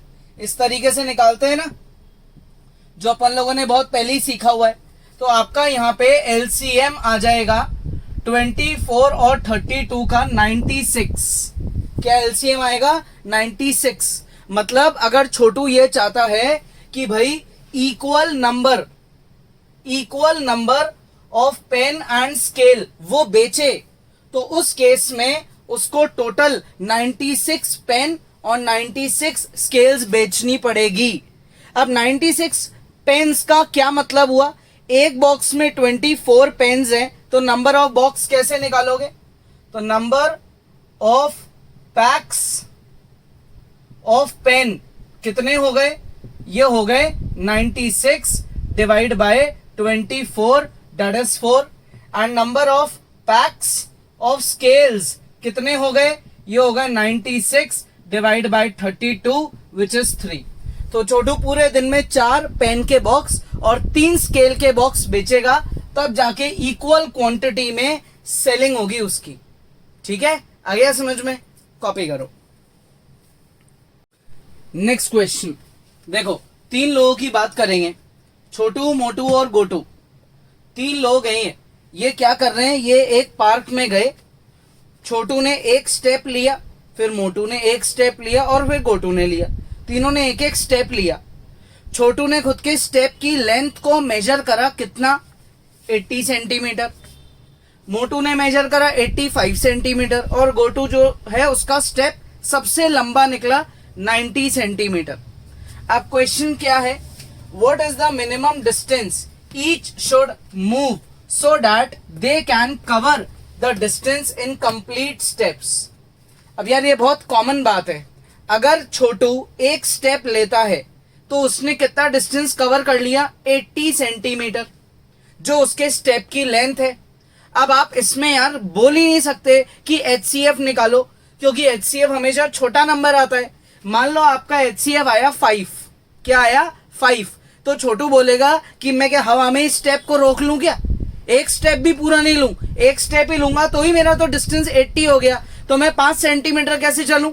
यानी कि क्वेश्चन की डिमांड यहाँ पे फिर से छोटा नंबर नहीं है, क्या है? बड़ा नंबर है। तो लैंग्वेज पढ़ के ही अपन डिसाइड कर सकते हैं whether the demand is HCF और LCM। तो अब आप क्या करेंगे, पॉज करेंगे, गिवन डेटा को लिखेंगे, length of 1 step of Chhotu, Motu, gotu, 3 step ये बन गए। Minimum distance they should cover, वो क्या होगा? LCM। किसका LCM? 80, 85 और 90। ठीक है, LCM निकालेंगे। वो LCM अगर आपका बहुत बड़ी वैल्यू आ रही है सेंटीमीटर्स में, तो आप उसे 100 से डिवाइड करके मीटर्स में भी कन्वर्ट कर सकते हो। तो वो आपका क्या आ जाएगा? Minimum distance. अच्छा, मान लो इस क्वेश्चन में एक चीज और एड ऑन करके पूछ ली जाती, क्या? Find the number of steps taken by each of them. तो आप क्या लिखोगे? Number of steps taken by Chhotu will be, जो डिस्टेंस आया that is LCM divided by 80। Number of steps taken by Motu, distance divide by 85 and by Gotu, distance divide by 90। Total distance को divide कर दो इनके एक स्टेप की लेंथ से, तो आपके पास नंबर ऑफ स्टेप्स आ जाएंगे। तो नंबर ऑफ स्टेप्स पूछा जाएगा तो डिवीजन करना है, वो यहां नहीं पूछा गया, सिर्फ डिस्टेंस निकालना है। तो इसका मतलब आपको इन तीनों वैल्यूज का LCM निकालना है। तो फटाफट पॉज करो, इसको खुद से एक बार ट्राई करो। देखो भाई, ये अपन ने क्या करा, गिवन लिखा सबसे पहले तो कि भाई तीनों बच्चों के स्टेप्स की लेंथ कितनी है। ठीक है, अब क्या करेंगे अपन, अब अपन इन तीनों वैल्यूज का LCM ले लेंगे। ये LCM आ गया, LCM लेंगे, ये सारी चीजें मल्टीप्लाई हो जाएगी, तो ये हो गया डिस्टेंस कवर्ड। अब ये जो डिस्टेंस कवर्ड है, अगर आप इसको सेंटीमीटर से मीटर बनाते हो तो आप इसको क्या लिख सकते हो? 122 मीटर एंड 40 सेंटीमीटर। इन 2 डिजिट्स को तो सेंटीमीटर में छोड़ दो और शुरू के 3 डिजिट्स पे मीटर लगा दो। तो इस तरीके से इतनी बड़ी वैल्यू जो सेंटीमीटर में है वो मीटर्स में कन्वर्ट हो गई। क्लियर? इजी है। तो ये क्वेश्चन की डिमांड क्या थी? LCM, क्योंकि बड़े नंबर की डिमांड थी। पॉज करो, खुद ने ट्राई करा है, आंसर टैली करो, नहीं किया है तो कॉपी करो। Next question, Chhotu has 2 flower beds. देखो, मान लो ये छोटू का लॉन है, ये ग्राउंड है इसका, और इसने दोनों तरफ फ्लावर बेड्स बना लिए। मतलब लॉन के आसपास ऐसा एरिया जहां पे सिर्फ उसने फ्लावर्स को प्लांट कर रखा है। मतलब वहां पे कोई वॉक नहीं कर सकता, कोई एक्टिविटी नहीं होगी, वो सिर्फ लॉन को सुंदर बनाने के लिए बहुत सारे फ्लावर्स उसने लगा दिए। एक तरफ का जो फ्लावर बेड है उसमें कितनी रोज है प्लांट की? 18 रोज है। रो मतलब ऐसे, कितनी रोज है? ऐसे, ये 18 रोज है इस तरफ। और दूसरी तरफ that is on the opposite side, कितनी रोज उसने रख रखी है ऐसी? ये रख रखी है इसने 24 रोज। एक तरफ रोज कम है, एक तरफ रोज ज्यादा है। ठीक है, ये दोनों इसके फ्लावर बेड्स है और बीच में लॉन है। Each bed has same number of plants. मतलब जब एक गार्डनर बेड नंबर 1 में गया, उसने प्लांट्स गिने, फिर बेड नंबर 2 में आया, यहां प्लांट्स गिने और वो निकले बराबर। फिर वो कंफ्यूज हो गया गार्डनर कि यार एक तरफ रो सिर्फ 18 है और एक तरफ रो 24 है, फिर गिनती में प्लांट बराबर कैसे आ रहे हैं। तो अब अपने से पूछा गया है find least number of plants in each bed. अगर गार्डनर को काउंट करने पे ये पता पड़ा कि इक्वल नंबर ऑफ प्लांट्स दोनों तरफ है, तो ये बताओ कि एक बेड के अंदर उसने कितने प्लांट्स को प्लॉट किया। भाई जितने वो फर्स्ट बेड में करेगा उतने ही सेकंड बेड में करेगा। क्लियर यहां तक। अब आप खुद सोचो, अगर आप 18 और 24 का क्या निकालते हो HCF, तो वो क्या आएगा, वो आएगा आपका 6 आएगा। तो आप ये बोलोगे क्या कि पूरे फ्लावर बेड जिसमें 18 रो है उसमें से 6 प्लांट है। यार अगर एक रो में एक प्लांट भी लगा देता है तो 18 प्लांट तो वैसे ही हो गए, 6 प्लांट तो पॉसिबल ही नहीं लग रहे कहीं से भी। यानी कि फिर से क्वेश्चन की डिमांड छोटा नंबर बिल्कुल भी नहीं है, क्वेश्चन की डिमांड बड़ा नंबर है। यानी कि आपको इन दोनों का क्या निकालना है, LCM। सबको पता है 18 और 24 का LCM बहुत इजी होता है, क्या आएगा 72। यानी कि बेड नंबर 1 में भी 72 प्लांट्स है और बेड नंबर 2 में भी 72 प्लांट्स है। अब एक और चीज, मान लो आपसे ऐड ऑन करके ये भी पूछ लेते कि जरा ये भी बताओ कि एक रो में कितने नंबर ऑफ प्लांट्स हैं इन ईच बेड। तो आप बोलोगे कि यार बेड 1 में 18 रोज है और टोटल 72 प्लांट्स हैं। तो अगर मैं 72 को 18 से डिवाइड कर दूंगा तो मेरे पास क्या आ जाएगा कि एक रो में कितने प्लांट है। तो 72 डिवाइड बाय 18 ये क्या बन गया 4। यानी कि इधर एक रो में 4 प्लांट है। और अगर मैंने 72 को 24 से डिवाइड कर दिया तो एक रो में कितने प्लांट निकलेंगे, सिर्फ 3। इसलिए नंबर ऑफ रोज कम ज्यादा होने की वजह से भी total number of plants equal है, क्योंकि इधर एक रो में 4 प्लांट है और इधर एक रो में सिर्फ 3 प्लांट है। आ गया समझ में, क्लियर। तो अब क्या करेंगे, अपन पॉज करेंगे, क्वेश्चन में कोई भी डाउट है तो इसको एक बार यहीं से रिवाइज करेंगे, दोबारा सुनेंगे जो मैंने समझाया और फिर इसको खुद से ट्राई करेंगे। Number of rose in bed 1 18, number of rose in bed 2 24, therefore minimum number of plants must be LCM of 18 and 24। जो आंसर क्या आने वाला है 72। तो पॉज करो और ट्राई करो, चेक कर लो भाई स्टेप्स आपने जो लिखे, जो आपका गिवन डेटा है और फिर जो रिक्वायर्ड आपका सोल्यूशन है वो है क्या, LCM। 18 और 24 का जो क्या आएगा 72। कैसे आएगा, इस तरीके की फैक्टराइजेशन करके आएगा, 3 into 3 into 2 into 4। तो 3 into 3 9, 9 2 जा 18 एंड 18 4 जा 72। तो टोटल एक बेड के अंदर 72 प्लांट्स हैं। 72 plus 72 overall total number of plants अगर पूछे जाए तो ऐड करके 144 लिख देंगे। 72 प्लांट्स इधर है और 72 प्लांट्स इधर है। यहां देखो अपन ने क्या लिखा है, ईच बेड। ठीक है, इजी है, कॉपी करो। नेक्स्ट क्वेश्चन देखो, मान लेते हैं कि एक बहुत बड़ी यूनिवर्सिटी है, उस यूनिवर्सिटी में 3 अलग अलग बिल्डिंग्स है। पहली बिल्डिंग में जो बेल बजती है वो हर 4 मिनट में एक बार बजती है। सेकेंड वाली बिल्डिंग में हर 7 मिनट में एक बार बेल बजती है और थर्ड वाली बिल्डिंग में 15 मिनट्स में एक बार बेल बजती है। ठीक है, लिखा है ना 3 bells toll at intervals of 4, 7 and 15 minutes। ठीक है, इंटरवल मतलब इतने टाइम ड्यूरेशन के बाद। तो अब all 3 bells tolled together at 6 PM। शाम को 6 बजे ऐसा हुआ अचानक कि तीनों बिल्डिंग्स की जो बेल है वो एक ही टाइम पे बज गई। इंस्पाइट की उनका देखो टाइम ड्यूरेशन अलग अलग है, लेकिन ऐसा मोमेंट आया 6 बजे शाम को, PM मतलब इवनिंग, कि तीनों बेल्स तीनों बिल्डिंग की एक ही टाइम पे बज गई। अब अपने से ये पूछा गया कि अगर हम ये इंस्टेंट दोबारा देखना चाहते हैं कि भाई तीनों बेल्स एक साथ बजे तो वो किस टाइम पे होगा और कितनी देर बाद होगा, ये बताओ। तो अगर आपने फिर से सोचा कि यार HCF निकाल लेते हैं, तो बहुत बड़ी गलती कर रहे हो, क्योंकि कॉमन बात है HCF आने वाला है 1। HCF क्या आने वाला है 1, क्योंकि 7 प्राइम नंबर है। तो यार 1 मिनट में कैसे बेल बज जाएगी तीनों एक साथ? जब ड्यूरेशन ही मिनिमम 4 मिनट का है तो 1 मिनट में कैसे बजेगी? पॉसिबल नहीं है। यानी कि डिमांड HCF की नहीं है, डिमांड LCM की है ना। तो आप 4, उसके बाद 7 और उसके बाद 15 का LCM निकालोगे।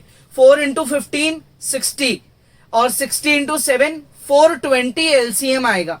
अब ये मैंने डायरेक्टली कैसे बता दिया? बिकॉज ये 3 नंबर्स एक दूसरे के कहीं से भी फैक्टर्स नहीं है।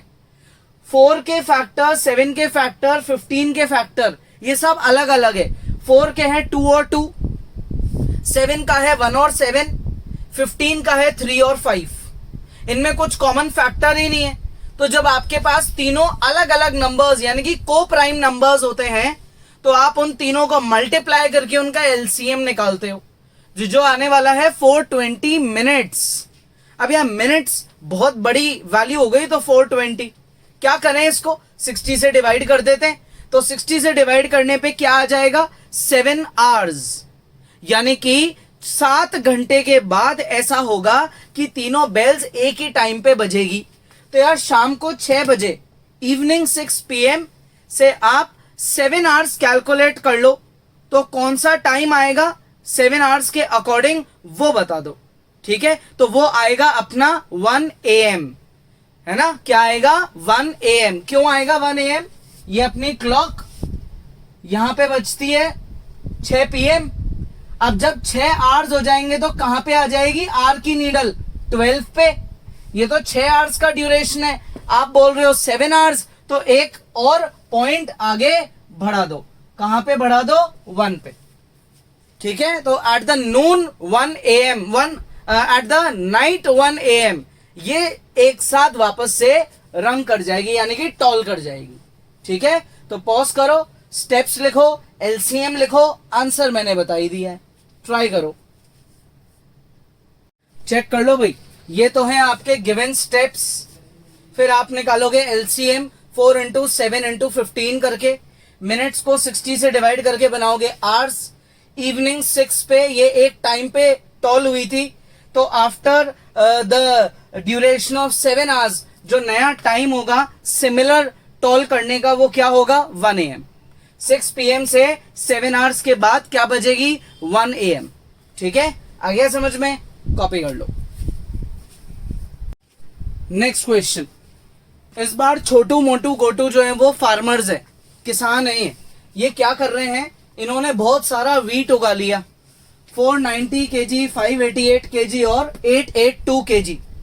अब जब किसान वीट उगाता है तो बहुत बड़े फार्म पे उगाता है, तो अपन लोग जो कंज्यूमर्स हैं वो जाके क्या किसान का पूरा खेत खरीद लेते हैं क्या, कि इस साल तेरी सारी वीट हमारे घर में आएगी, हम खा जाएंगे? पॉसिबल नहीं है ना। अपन क्या खरीदते हैं? अपन छोटी छोटी क्वांटिटीज में बैग खरीदते हैं, है ना, वीट के बैग्स यानी कि पैकेट्स खरीदते हैं। तो जो फार्मर है वो तो बहुत ह्यूज क्वांटिटी में ग्रो करता है और फिर उसको छोटे छोटे बैग्स हैं यानी कि पैकेट्स में पैकेजिंग करके उनकी सप्लाई कर देता है मार्केट में, है ना। तो अब क्या पूछा है? Find minimum capacity of bag so that wheat can be packed in exact number of bags. ये चाहते हैं कि भाई कितनी कैपेसिटी का बैग ये खरीद के लाएं जिससे जो भी इनकी टोटल क्वांटिटी इन्होंने हार्वेस्ट करी है वो एग्जैक्टली पैक हो जाए, मतलब वेस्ट ना जाए। ऐसा ना हो कि भाई 50 बैग इन्होंने खरीद लिए, 50 बैग पूरे भर गए और उसके बाद थोड़ा सा जो वीट यानी कि गेहूं है वो वेस्ट चले जाए, क्योंकि वो बहुत मेहनत से उन्होंने उगाया है। तो कॉमन बात है, फार्मर नहीं चाहेगा कि वो वेस्ट चले जाए, वो ये चाहेगा कि जितना भी उसने गेहूं यानी कि वीट हार्वेस्ट किया है वो सारा ढंग से पैक होके मार्केट में सप्लाई हो जाए और उसकी अच्छी कमाई हो जाए। तो अब आप खुद सोचो, फार्मर की क्वांटिटी ज्यादा है, जो पैक करना चाहता है वो क्वांटिटी कम है, यानी कि फार्मर का जो नंबर है वो बड़ा है, जिसमें वो पैकेट बनाएगा वो नंबर छोटा है। तो छोटा नंबर अपने को कौन बताता है? HCF, यानी कि क्वेश्चन की डिमांड है HCF। इनकेस आप LCM निकाल भी देते हो तो आपका आंसर क्या आने वाला है? इनसे बड़ा। मान लो आंसर आ गया 1000 किलोग्राम, तो क्या फार्मर 1000 किलोग्राम का एक पैकेट खरीद के लाएगा क्या? छोटू ने तो हार्वेस्ट ही टोटल 490 करा है, तो फिर वो पागल है कि जो 1000 किलोग्राम का पैकेट खरीद के लाएगा? वो पैकेट तो छोटे छोटे खरीदेगा ताकि कम कम क्वांटिटी में उनकी पैकेजिंग करे। तो इसलिए बड़े नंबर की डिमांड यहाँ नहीं है, यहाँ डिमांड है छोटे नंबर की। तो आपको क्या निकालना पड़ेगा? HCF, which is highest common factor, जिसके लिए या तो आप प्राइम फैक्टराइजेशन कर लो या यूक्लिड डिवीजन मेथड लगा दो। अगर HCF आ गया, इसका मतलब आपने फाइंड कर लिया कि एक पैकेट जो वो मार्केट में बेचेंगे, एग्जैक्ट पैकेजिंग करके उस पैकेट की किलोग्राम में कितनी कैपेसिटी है। अब इन केस आपसे ये भी पूछ लिया जाता कि फाइंड करो number of packets of each farmer, तो मान लो अपना जो आंसर है वो कितना आया? 7। एग्जाम्पल क्या आया? 7 आ गया आंसर। तो आप क्या करोगे? जो आपका HCF आया उससे आप इनकी क्वांटिटीज को डिवाइड कर देना, तो उससे आपके पास नंबर ऑफ पैकेट्स आ जाएंगे कि छोटू ने, मोटू ने और गोटू ने कितने कितने पैकेट्स बना के मार्केट में बेच दिए। क्लियर? सो क्वेश्चन का लॉजिक HCF है, 3 नंबर्स का HCF निकालो प्राइम फैक्टराइजेशन करके, उससे आपके पास आंसर आ जाएगा। नंबर ऑफ पैकेट्स निकालने हैं तो इनको डिवाइड कर देना बाय द HCF। इजी है, पॉज करो और ट्राई करो। ये आ गई देखो इनकी प्राइम फैक्टराइजेशन। अब आप HCF कैसे निकालोगे? मिनिमम क्वांटिटी ढूंढो। 7 कितनी बार है? 2 बार, यहां भी 2 बार, तो मिनिमम क्वांटिटी इज कि 7 2 बार है। ठीक है, 5 एक बार, यहां कहीं 5 है ही नहीं। 3 यहां पे है लेकिन ऊपर नहीं है, तो 5 और 3 दोनों को भूल जाओ। 2 एक बार और एक बार, तो मिनिमम क्वांटिटी की 2 एक बार ले लेंगे और 7 को ले लेंगे 2 बार। तो हमारा जो HCF है वो आएगा 2 इंटू 7 इंटू 7। ठीक है, दैट इज ये हो गया 98 किलोग्राम।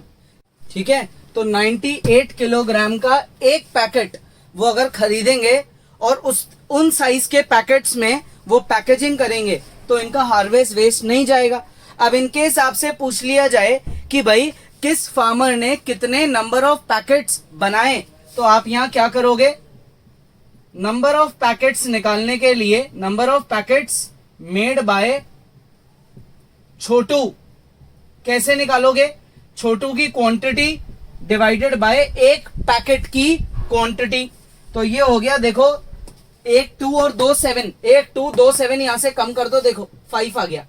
ऐसे ही अगर आपसे नेक्स्ट फार्मर की पूछी जाए तो 1 2 और 2 7 कम कर दो, 2 3 जा 6 आ गया। ऐसे ही आपसे तीसरे फार्मर की पूछी जाए तो 1 2 2 7 कम कर दो, तो 3 3 जा 9 आ गया। और अगर टोटल नंबर ऑफ पैकेट्स पूछ लें तो इन तीनों को क्या कर देंगे? अपन ऐड कर देंगे, तो ये आ जाएगा अपना 20 पैकेट्स। टोटल तीनों ने मिलकर 20 पैकेट्स मार्केट में सप्लाई कर दिए। ठीक है, बहुत इजी है, कॉपी नहीं करेंगे, बेटर है। डाउट है अगर तो आप इसको दोबारा सुन लो, लेकिन खुद से जरूर ट्राई करो। ठीक है, तो पॉज करो और ट्राई करो। Next question. अब ये वर्ड प्रॉब्लम नहीं है, वर्ड प्रॉब्लम्स अपन ने बहुत सारी प्रैक्टिस कर ली। होप सो अब आप लोगों को लॉजिक क्लियर होगा HCF और LCM में क्या डिफरेंस है, कब किसका कैसे यूज निकाला जाता है ना। ये बड़ा ही बेसिक क्वेश्चन है जो आप बहुत इजीली खुद भी कर सकते हो। A एक रैंडम नंबर है, B एक नंबर है और C एक नंबर है ना। अब आपको क्या बोला गया कि भाई इन तीनों का LCM है 3780, तो x की वैल्यू निकालो। ये x है कहां पे? ये है यहां 3 की पावर x, ये निकालना है मेरे को। ठीक है, LCM में अगर आपको याद है, नहीं भी है तो भी बता रहा हूं, LCM में आप बड़े नंबर को पिक करते हो, HCF में छोटे नंबर को, LCM में बड़े नंबर को। ठीक है, तो अब अपन क्या करेंगे, ये जो अपना नंबर है 3780, इसकी प्राइम फैक्टराइजेशन करना स्टार्ट करते हैं।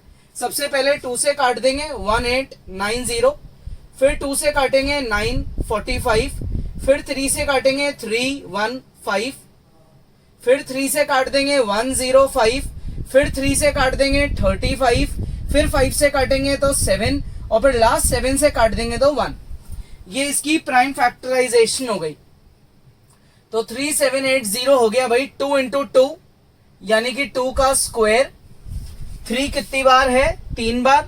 3 इंटू 3 इंटू 3 और साथ में मल्टीप्लाई 5 मल्टीप्लाई 7, तो ये हो गया 2 का स्क्वायर, 3 का क्यूब, 5 की पावर 1 और 7 की पावर 1। अब मैंने आपको अभी क्या बोला था, एलसीएम में आप क्या लेते हो? हमेशा बड़ा नंबर। यानी कि सुनना ढंग से, देखो अब दिमाग लगाओ, 2 स्क्वायर और 2 की पावर 1, तो बड़ा नंबर कौन है? 2 स्क्वायर, इसलिए 2 स्क्वायर आ गया। अब इसमें देखो 5 की पावर 1, 5 एक बार है, इनमें देखो आप 5 है ही नहीं, लेकिन आपने 5 एलसीएम में लिया क्योंकि बड़ा नंबर। 7 एक बार है, यहाँ 7 नहीं है, फिर भी 7 आपने एलसीएम में लिया, फिर से सेम रीजन, बड़ा नंबर। अब 3 की बात करें, 3 एक बार है, यहाँ 3 एक बार है, लेकिन अपन ने कितनी बार 3 को लिया? 3 बार। इसका मतलब बड़ा नंबर क्या है कि 3 बार 3 आएगा, तो वो कहां होना चाहिए? यहाँ पे। ठीक है, सो देयरफॉर आप यहाँ डायरेक्टली लिख सकते हो कि इस x की वैल्यू क्या है? 3, क्योंकि इनकेस अगर x की वैल्यू मान लो 2 होती, x की वैल्यू क्या होती? 2, तो यहाँ कितनी बार 3 है? 2 बार। यहाँ कितनी बार? 1 बार। यहाँ कितनी बार? 1 बार। तो बड़ा नंबर क्या हुआ कि 2 बार 3 है, तो एलसीएम में 3 2 बार आएगा, लेकिन आपके एलसीएम में 3 3 बार आ रहा है, इसलिए x की वैल्यू अपने आप ही क्या बन गई? 3 बन गई। x की वैल्यू 2 नहीं है, 3 से ज्यादा भी नहीं है, एग्जैक्टली 3 है एलसीएम के अकॉर्डिंग। ठीक है, आ गया समझ में? इजी है बहुत। तो आज के क्वेश्चंस फिर से किस पे बेस्ड थे? एचसीएफ और एलसीएम पे। बहुत डिटेल डिस्कशन हो चुका है, और आपको जो भी रैंडम क्वेश्चंस मिले उन्हें आप प्रैक्टिस करो। कोई भी डाउट है आप हमें इन्फॉर्म करो, वीडियोस को ढंग से रेगुलरली दोबारा देखो, प्रैक्टिस करते रहो, नेक्स्ट क्लास में आगे पढ़ेंगे।